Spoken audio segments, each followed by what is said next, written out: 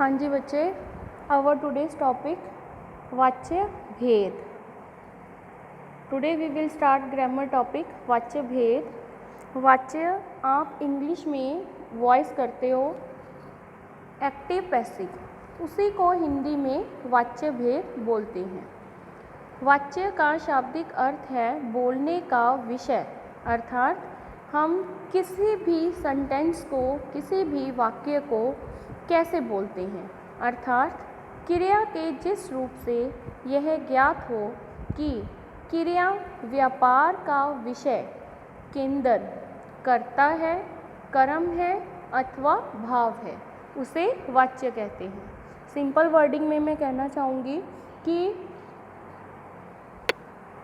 जिस रूप से पता चले कि क्रिया का केंद्र बिंदु जो भी वाक्य में काम हुआ है या जो भी बोला गया है उसका केंद्र बिंदु कर्ता है, कर्म है या भाव है, अर्थात क्रिया स्वयं है, उसे कहते हैं वाच्य भेद।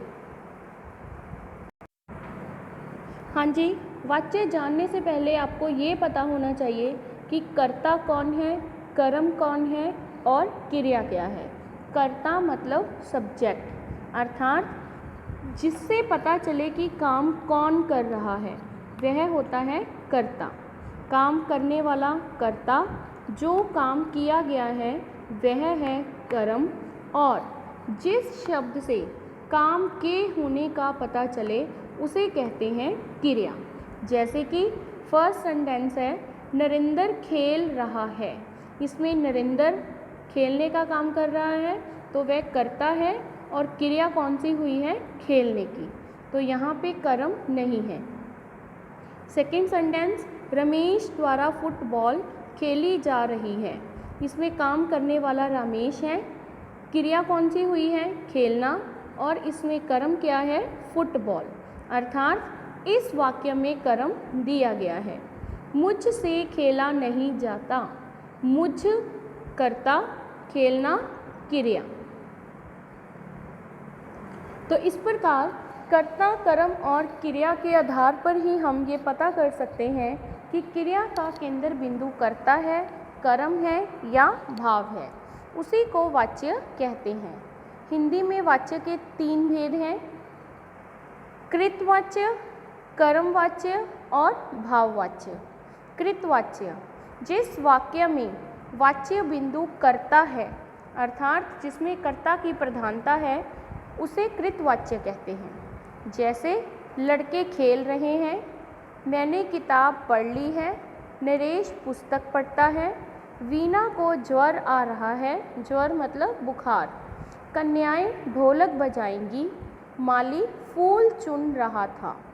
इन सब में क्रिया का केंद्र बिंदु कर्ता है। जैसे इन वाक्यों में कथ्य बिंदु कर्ता लड़के, मैं, नरेश, वीणा, कन्याएं तथा माली हैं, अतः यहाँ कृतवाच्य है।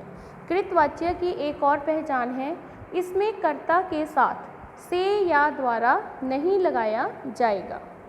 कर्मवाच्य यहाँ वाच्य बिंदु कर्ता न होकर कर्म हो, वहाँ कर्मवाच्य होता है। जैसे कपड़े धो दिए गए हैं, कक्षा बहुत अच्छी तरह से चल रही है, वहाँ कई सुंदर चित्र देखे गए, रोगी को भोजन दिया गया।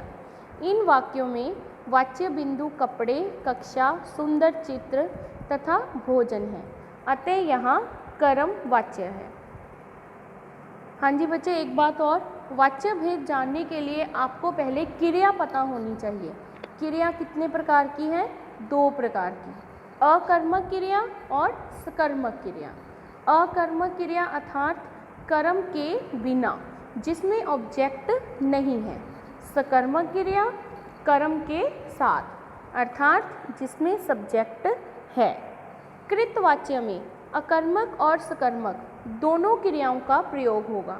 जैसे लड़के खेल रहे हैं, अकर्मक क्रिया है, वीणा को ज्वर आ रहा है, सकर्मक क्रिया है, मैंने किताब पढ़ ली, सकर्मक क्रिया, नरेश पुस्तक पढ़ता है, सकर्मक क्रिया, माली फूल चुन रहा है, सकर्मक क्रिया। आप अकर्मक और सकर्मक क्रिया की आइडेंटिफिकेशन कैसे करोगे? पूरा सेंटेंस बनाकर उसमें प्रश्न निकालोगे, क्या या फिर किसे। अगर उसका आंसर उसी सेंटेंस में है तो वहाँ सकर्मक क्रिया होगी, अगर उसका आंसर उसमें नहीं है तो वहाँ अकर्मक क्रिया होगी। जैसे लड़के खेल रहे हैं, लड़के क्या खेल रहे हैं, इसमें कुछ नहीं बताया गया तो ये अकर्मक क्रिया है। मैंने किताब पढ़ ली है, मैंने क्या पढ़ लिया है? किताब। उसका आंसर उसमें पड़ा है तो ये सकर्मक क्रिया है। क्लियर? तो कृत वाच्य में अकर्मक और सकर्मक दोनों क्रियाओं का प्रयोग होगा, लेकिन कर्म वाच्य में केवल सकर्मक क्रिया का प्रयोग होगा, अकर्मक क्रिया का प्रयोग नहीं होगा। जैसे कपड़े धो दिए गए हैं, क्या धोया गया? कपड़े। कक्षा बहुत अच्छी तरह चल रही है, क्या चल रही है? कक्षा। वहाँ कई सुंदर चित्र देखे गए, क्या देखा गया? सुंदर चित्र। रोगी को भोजन दिया गया, रोगी को क्या दिया गया? भोजन।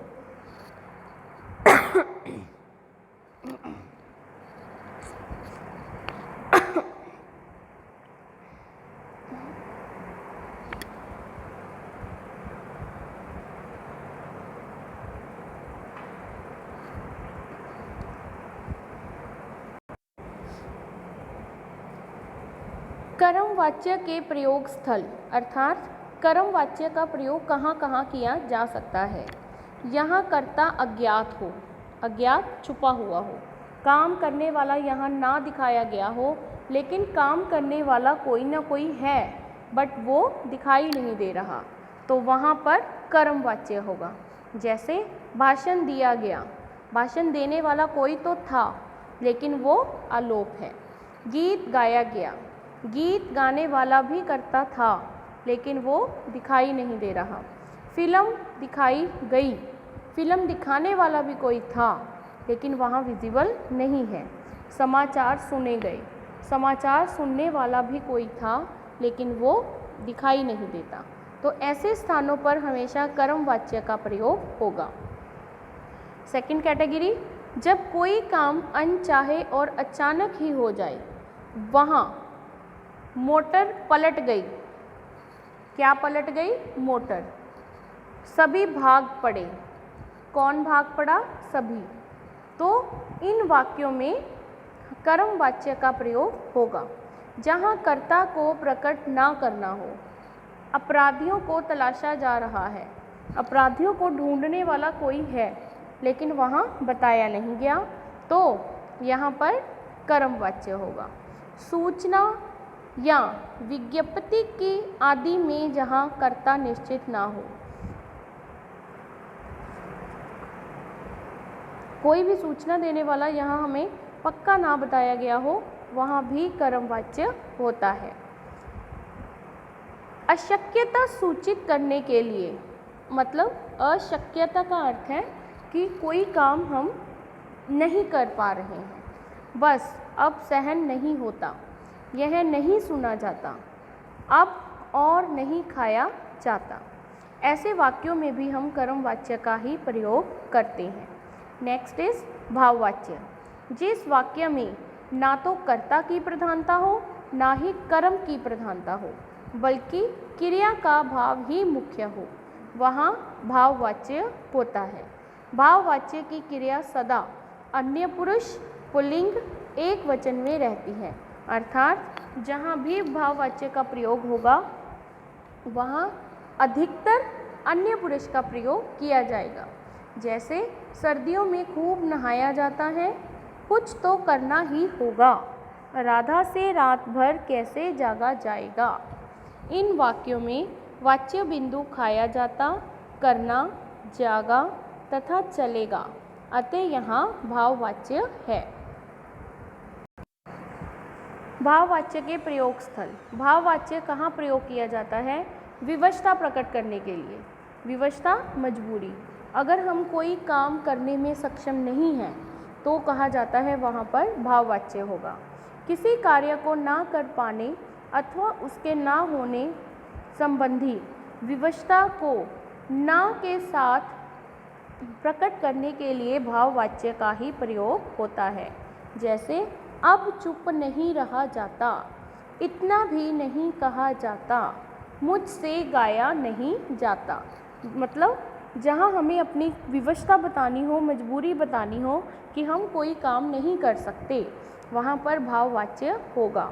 ध्यान दें, कृतवाच्य में सकर्मक और अकर्मक दोनों प्रकार की क्रियाओं का प्रयोग होता है, लेकिन कर्मवाच्य में सकर्मक और भाववाच्य में केवल अकर्मक क्रिया का ही प्रयोग होता है। ये मैं आपको पहले ही बता चुकी हूँ। कृतवाच्य में अकर्मक और सकर्मक दोनों क्रियाओं का प्रयोग होगा। कर्मवाच्य में केवल सकर्मक क्रिया का प्रयोग होगा, वहाँ अकर्मक क्रिया नहीं आएगी। और भाववाच्य में कर्मवाच्य नहीं होगा, तो वहाँ पर सकर्मक क्रिया नहीं आएगी। हाँ जी, इन हिंदी व अंग्रेजी के वाक्यों पर ध्यान दीजिए। चारू टेक्स टी, चारू चाय पीती है। T is taken by Charu, Charu के द्वारा चाय पी जाती है। या चाय चारू के द्वारा पी जाती है। तो इसमें अगर हम अंग्रेजी के नियम देखें, इंग्लिश के नियम देखें, तो इनमें कुछ ज़्यादा अंतर नहीं है, लेकिन फिर भी कुछ डिफरेंस है। जैसे जब हम इंग्लिश में एक्टिव टू पैसिव बनाते हैं, तो कर्ता अर्थात सब्जेक्ट, कर्म अर्थात ऑब्जेक्ट, कर्ता के स्थान पर कर्म तथा कर्म के स्थान पर कर्ता चला जाता है। यह जरूरी होता है, लेकिन हिंदी में यह जरूरी नहीं है कि कर्ता के स्थान पर कर्म आएगा और कर्म के स्थान पर कर्ता आएगा। जैसे चारू चाय पीती है, इंग्लिश में हमने देखा टी आगे आ गया, चारू पीछे चला गया, लेकिन हिंदी में चारू ही आगे है। ये डिपेंड करता है कि how you will make the sentence.